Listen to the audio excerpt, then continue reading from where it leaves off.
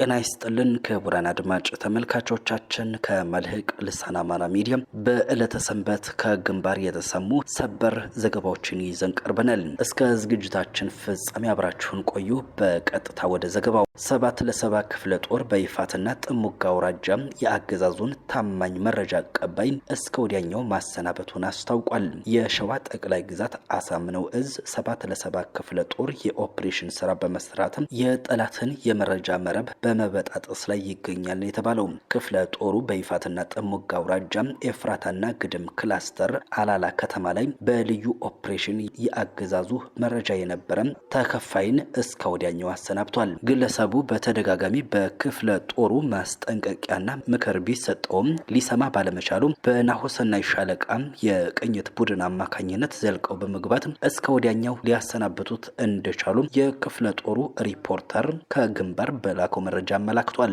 አክሎም የአገዛዙ ተከፋይ ባንዳ ላይ እንዲህ አይነት የማያዳግም እርምጃ ተጠናክሮ እንደሚቀጥል ገልጿል። በምስራቅ ጎጃም ዞን ደባይ ጥላት ገን ወረዳ በደረሰ የመድፍ ጥቃት በመኖሪያ ቤት ላይ የነበሩ ንጹሃን ህይወታቸው እንዳለፈ ተረጋግጧል። በደባይ ጥላት ገን ወረዳ ደብረ ኢየሱስ ታዳጊ ከተማ በደረሰ የመድፍ ድብደባ ሰራዊት በእውቀት የተባለችው የ19 ዓመት ህይወቷ ሲያልፍ ታናሽ ወንድሟ አማን በእውቀትም ከባድ ቆስለኛ ሆኗል። እናታቸው ወይዘሮ እታገኝ ገደፋውና ጎረቤታቸው የ79 ዓመቷ መነኩሴ እንዲሁም ከባድ ቆስለኛ ሲሆኑ የ13 ዓመቱ ታዳጊ አብርሃም ጌታቸው በጨዋታ ላይ ያለ ቆስሎም ክሊኒክ ገብቷል ተብሏል። በዕለተ ቅዳሜ ከ10 ቀበሌ በላይ ህዝብ በአንድ አደባባይ የሚውልበት የገበያ ቀን በደብር ከተማ የአገዛዙ የ6ኛ እዝ 602ኛ ኮር በደባይ ጥላት ገን ወረዳ በህዝብ ላይ በከፈተው ተኩስ የንጹሃን ህይወት አልፏል ተብሏል።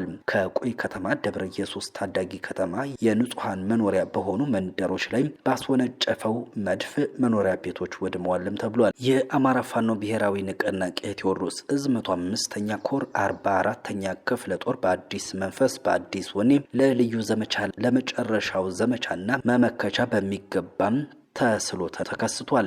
አፋብን ቴዎድሮስ እዝ 105ኛ ኮር 44ኛ ክፍለ ጦር ባለፉት 3 ዓመታት በጎጃም አገው ምድር ከመተከል ጫፍ ቲሊሊ ሰከላ ዳንግላ ድረስ በመንቀሳቀስ በአማራ ፋኖ የትግል ታሪክ ዑደት ላይ እጅግ ጉልህናም ደማቅ የሆኑ ጀብዶችን ሲሰራ ቆይቷል። ይህ ክፍለ ጦር ከተናጋሪው እስከ መሪ ከሻለቃ መቶ አለቃ እስከ ድሽቃ በማስወገድና በመማረክ ከብሬንና ስናይፐር እንዲሁም ከ100 በላይ ክላሾችን አገዛዙ የብልጽግና ሎሌዎችም መማረክ ችለዋል። በጀግኖቹ ደምና አጥንት የተገነባው ታላቁ 44ኛ ክፍለ ጦር ባለፉት 2 ወራት በተከሰቱ ውጫዊና ውስጣዊ ቀላል አሚካላዎች አማካኝነት በተወሰነው መልኩም ቢሆን ከነበረበት ግለት ተቀዛቅዞ ቆይቷል። ሆኖም ታላቁ ድርጅት አፋብን እስከ 105ኛ ኮር ድረስ ሁሉንም በደረጃው አዋጥቶም የእርምት እርምጃዎችን በመውሰድ የነበሩ የመጠላለፍ ገመዶችን ሁሉ ዳግም ላይ ቋጠሩ በጣጥሶ በመጣል 44ኛ ክፍለ ጦርን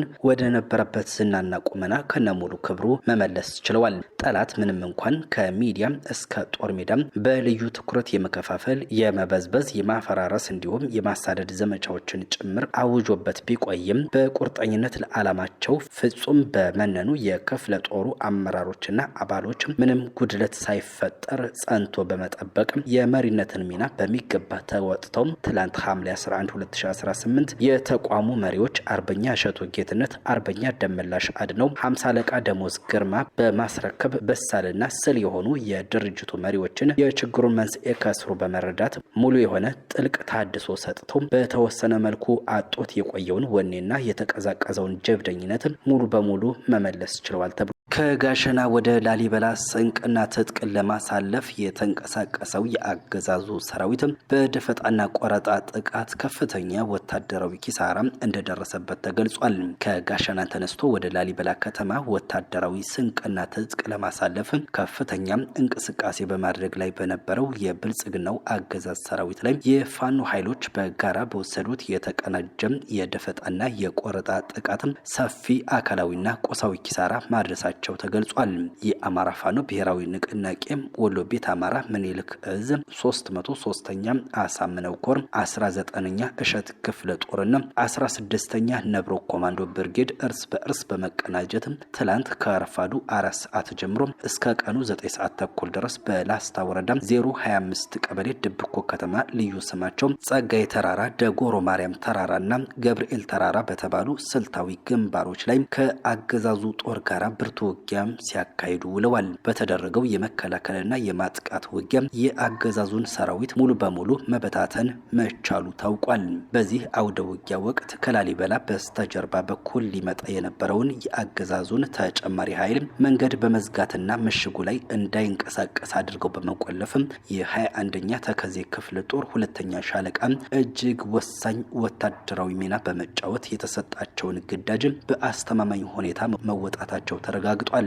ለሰዓታት በዘለቀው በዚህ ብርቱ ውጊያ 16 የአገዛዙ የጦር አባላት በቁጥጥር ስር የዋሉና የተገደሉ ሲሆን ከ20 በላይ የሚሆኑት ደግሞ በጽኑ ቆስለዋል ተብሏል። የአገዛዙ ሰራዊት የቆሰሉ አባላቱን በመያዝ ወደ መጣበት የጋሸና መስመር ለመሸሽ መገደዱ ታውቋል። ይህ በላስታ ወረዳ የተመዘገበው ድል የአገዛዙን ወታደራዊ የአቅርቦት መስመር ለማቋረጥና የቀጠናውን ሰላም ለማስከበር የሚደረገውን ህዝባዊ ተጋድሎ ወደ ላቀ ምዕራፍ ያሸጋገረው መሆኑ ተገልጿል። በኦሮሚያ ክልል ምዕራብ ወለጋ ዞን ጊምቢ ወረዳ ቶሌ ቀበሌ ከዚህ ቀደም የተፈናቀሉ ዜጎች ወደ ቀያቸው ከተመለሱ በኋላ ዳግም የህልውና ፈተና ውስጥ መሆናቸው ተገለጸ። በኦሮሚያ ክልል ምዕራብ ወለጋ ዞን ጊምቢ ወረዳ ቶሌ ቀበሌ ከዚህ ቀደም የተፈናቀሉ ዜጎች ወደ ቀያቸው ከተመለሱ በኋላ እያጋጠማቸው ያለው ከፍተኛ የሰብአዊ መብት ረገጣና የእርዳታ መቋረጥ በአገዛዙ ስልታዊ ቸልተኝነት በአማራ ብሔር ላይ እየደረሰ ካለው ሁለንተናዊ በደልና ከአማራ የህልውና ትግል አውድ ጋር በጥብቅ የተያያዘ መሆኑን ነዋሪዎችና ታዛቢዎች እየገለጹ ናቸው።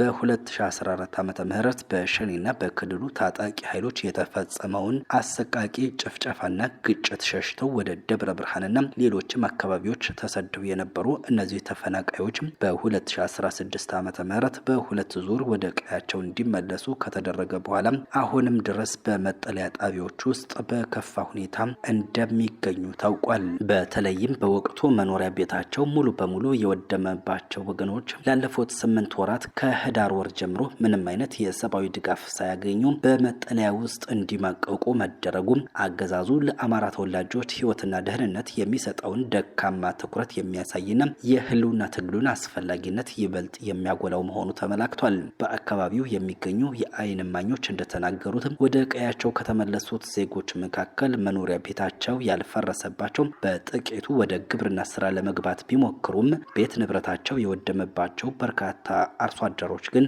መጠለያ ውስጥ ሆነው ለረሃብና ለበሽታ ተጋልጠዋል ነው የተባለው። ከዚህ ቀደም በቡሳ ጎኖፋና በቀይ መስቀል በኩል ይደረግ የነበረው ድጋፍ ከተቋረጠ ረጅም ጊዜ መቆጠሩ የተገለጸ ሲሆን ይህ አይነቱ ድጋፍ በታቀደ መልኩ መቋረጡ ተፈናቃዮቹን ይበልጥ ለከፋ ስቃይ ዳርጓቸዋል ተብሏል። ይህ በጊምቢ ቶሌ ቀበሌ የሚታየው በደል አገዛዙ በአማራ ብሔር ላይ እያደረሰ ካለው ስልታዊ የዘር ማጥፋት ካለ አግባብ ማፈናቀልና የተፈናቀሉትንም ያለ መቋቋሚያ ወደ አስገዳጅ ሁኔታ ውስጥ ከመክተት የፖለቲካ አካሄድ ጋር በቀጥታ የሚገናኝ በመሆኑ የአማራ ህዝብ ራሱን ከጥፋት ለመታደግ የሚደረገውን የህልውና ትግል ይበልጥ ፍትሐዊና አማራጭ የሌለው ያደርገዋል ተብሏል። በተቃራኒው የጊምቢ ወረዳ አስተዳደርና ዋና አስተዳዳሪው አቶ ቡልቻ ደመራ የተፈናቃዮችን ስቃይ ወደ ጎን በመተው የክልሉ መንግስት ተፈናቃዮችን ዜሮ ለማድረስ በምርት ራሳቸውን እንዲችሉ ለማድረግ በወሰደው አቅጣጫ መሰረት አርሶ አደሮቹ መቋቋማቸውንና በስፋት እያረሱ መሆኑን በመግለጽ